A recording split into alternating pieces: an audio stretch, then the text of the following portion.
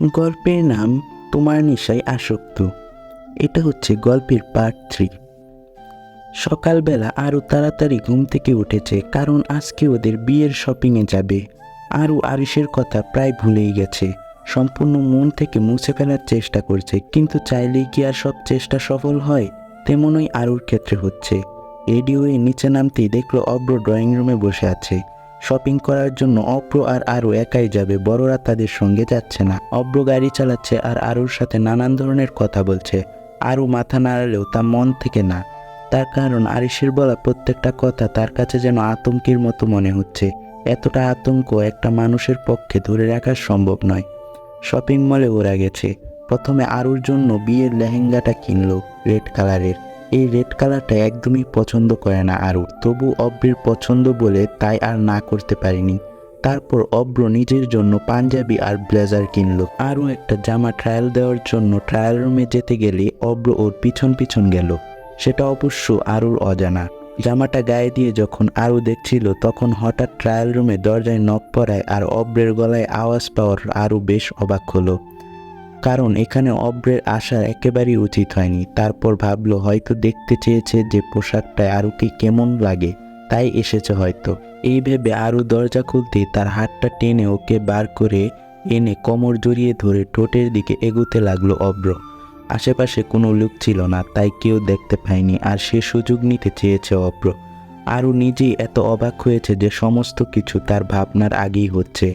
হঠাৎ অব্র যখন ওর নিজের ঠোঁট স্পর্শ করবে, তখনই অব্রের পিছন দিয়ে আরিশের মতো একজনকে দেখতে আরু ভয় পেয়ে গেল। ওর হাত পা ঠান্ডা হয়ে আসছিল। ও যাকে দেখেছে সে মুখে একটা ডিবিল মার্কা হাসি দিয়ে আরুর দিকে তাকিয়ে হাসছে, আর এই হাসি দেখে ভয়ের সঙ্গে সঙ্গে আরু ধাক্কা মারলো অব্রকে। তারপর সামনের দিকে তাকাতেই দেখলো মানুষটা আর নেই। অব্র রেগে গিয়ে বলল, পাগল হয়ে গেছো তুমি? এইভাবে ধাক্কা মারলে কেন? আর আমাকে কি তোমার ক্যারেক্টারলেস বলে মনে হয়? আরও আমতা আমতা করে বলল, দেখুন বিয়ের আগে এসব কিছু ঠিক না, আর তাছাড়া আমি এসব পছন্দ করি না। আর পাবলিক প্লেসে আপনার এরকম করাটা মোটেই উচিত হয়নি। আর ধাক্কাটা আমি মারতে চাইনি, আপনি নিজের মতে ছিলেন না, তাই আমি বাধ্য হয়েছি। অব্র বলছে মনে মনে, কাম ডাউন অব্র, বেশি হাইপার হওয়া উচিত হবে না। কাম ডাউন, কিছু পেতে হলে কিছু হারাতে হয়। তারপর ও নরম কণ্ঠে বলল, আই এম রিয়েলি সরি আরশি, আমি ওরকম করতে চাইনি, রিয়েলি সরি ফর দ্যাট। আসলে আমি তোমাকে দেখি নিজের মধ্যে ছিলাম না, তাই অন্যরকম হয়ে গেছে। আর তাছাড়া বিয়ে হয়ে গেলে তো তুমি আমারই। আরও বলল, ইটস ওকে বলে আবার ট্রায়াল রুমের ভিতরে চলে গেল। ট্রায়াল রুমের দেয়ালে পিঠ ঠেকিয়ে বড় নিঃশ্বাস নিচ্ছে আরও। একটু আগেই ও আরিশের মতো একজনকে দেখল। তাহলে এটা কিভাবে সম্ভব? তাহলে কি এখন সব জায়গাতে ও আরিশকে দেখছে? মনের ভয়গুলো যেন আরো বেশি গভীর হচ্ছে। আজকে আরিশের অফিসে প্রথম দিন। কলেজে খুব একটা অ্যাটেন্ড করে না, ইম্পর্টেন্ট ক্লাস ছাড়া। আর কলেজ টপার হওয়ার কারণে টিচাররাও খুব একটা বেশি মাথা ঘামিয়ে দেখেন না এই ব্যাপারটা নিয়ে। বাবা মায়ের কথা রাখতেই ওর আজকে অফিসে জয়েন করা, না হলে কোনো কিছু নিয়ে পড়ার জন্য ফরেন কান্ট্রিতে চলে যেতে চেয়েছিল আরিশ। আটকা পড়ে গেল একটা কারণে, যা হলো আরু পাখি। টেবিলের উপরে থাকা গ্লোবটাকে বারবার ঘোরাচ্ছে আরিশ, আর মনে মনে হাসছে। এই মুহূর্তে ওকে দেখলে কেউ ওকে যে পাগল বলবে না সেটার গ্যারান্টি নেই। হঠাৎ দরজায় নক পড়তেই আরিশ বলল, কামিং। তারপর তার বন্ধু আসলো, তার বন্ধুর নাম আরাফ। আরাফ বলল, আজকে অফিসে যাইনি আমি, তাই তোর সঙ্গে ভাবলাম কিছুটা সময় কাটাবো, তাই তোর বাড়িতে গেলাম। আন্টি বললেন যে তুই নাকি অফিসে এসেছিস। কথাটা বিশ্বাস হলো না আমার, তাই চোখটাকে সার্থক করার জন্য এখানে আসা। তো কেমন লাগছে নতুন অফিস, নতুন সব কাজ? আরিশ মুচকি হেসে বলল, এই তো বেশ ভালোই লাগছে। তোর খবর বল।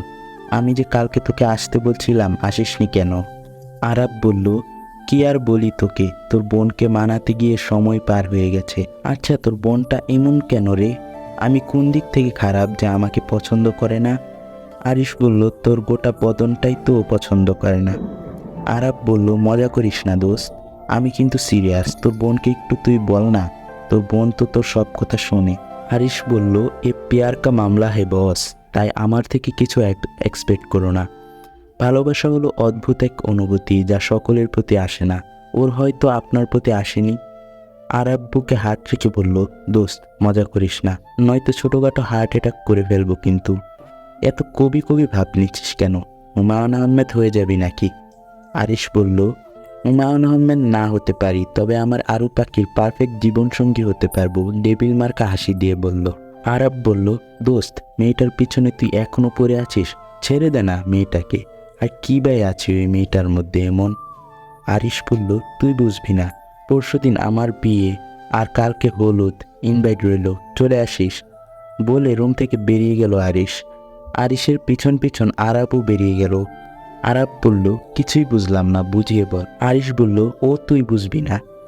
আরিশের দরজায় নক করতে আরিশ সানাকে ঘরের ভিতর আসতে বলল। সানা বলল, সানা হচ্ছে আরিশের বোন, তো আমি বলে রাখি, না হলে বুঝবেন না। সানা বলল, ভাইয়া কালকে আমাকে একটু শপিংয়ে নিয়ে যাবি? আরিশ ল্যাপটপের দিকে তাকিয়ে বলল, কেন, কালকে আবার তোর কি আছে? বিয়ে টিয়ে করছিস নাকি? সানা বলল, ভাইয়া সব সময় কেন মজা করিস বলতো? আমার কেন বিয়ে হতে যাবে? বিয়ে তো আরও মানে আরুষির। পরশু দিনের বিয়ে আর কালকে হলুদ। হলুদে অ্যাটেন্ড করার জন্য কিছু তো নতুন পরে যেতেই হবে, পুরনো ড্রেস পরে তো আর যাওয়া যায় না, তাই না? আরিশ বলল, তা তোর ফ্রেন্ড বাড়ি এসে তো ইনভাইট করে গেল না? সানা বলল, আরুষির অন্য কি কি কাজ ছিল তাই আসতে পারিনি, তাই কলেজের কার্ডটা দিয়ে দিয়েছে। আরিশ বলল, আচ্ছা। একটা হাসি দিল, তার কারণ আরুষি তার বাড়িতে না আসার কারণটা আরিশ বেশ ভালোই জানে।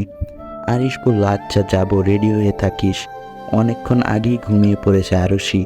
ঘুমাতে রাতে হয়েছিল, সারাদিন এত ধকল যাওয়ার পরে বাড়ি এসে অনেক কাজ সারতে হয়েছে ওকে।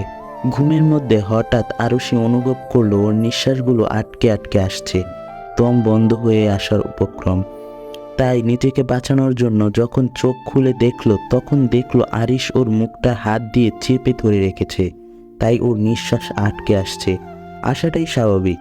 এই অবস্থায় আরিশকে দেখে আরও চমকে গেল। কোনো রকম আরিশকে ছাড়িয়ে নিজেকে বাঁচানোর জন্য যখন ধাক্কা মেরে উঠে বসলো, তখন দেখলো আরিশ মেঝেতে পড়ে গিয়ে হাসছে পাগলের মতো। পাশে থাকা ওড়নাটা গায়ে জড়িয়ে নিয়ে উঠে দাঁড়ালো আরু। আপনি এখানে কি করতে এসেছেন? আরিশ বলল, এটা আবার কি ধরনের প্রশ্ন আরু পাখি? আমার শ্বশুর বাড়ি, আমার বউয়ের ঘর, আমি আসতেই পারি, তাই না? দেখুন, আপনি পুরো পাগল হয়ে গেছেন, আপনি চলে যান, আপনাকে আমি এখানে এক মুহূর্তও দেখতে চাই না। আরিশ বলছে, আমি রোম্যান্স না করে তো যাবই না আজকে, আর তুমি তো ঘুম থেকে উঠছিলে না, দেখেই তো আমি অমন করলাম। আপনি এখনই বের হয়ে যান, না হলে আমি চেঁচাবো। ওকে চেঁচাও, বলে হাসতে লাগলো আরিশ। আরও যেই দরজা দিয়ে পালাবে, তখনই আরিশ আরুর হাতটা খপ করে ধরে দেয়ালের সাথে চেপে ধরলো। তো এই ছিল গল্পের তৃতীয় পার্ট। তো পরবর্তী পার্ট একে একে আসবে, তো এই জন্য চ্যানেলের মধ্যে চোখ রাখুন। ধন্যবাদ।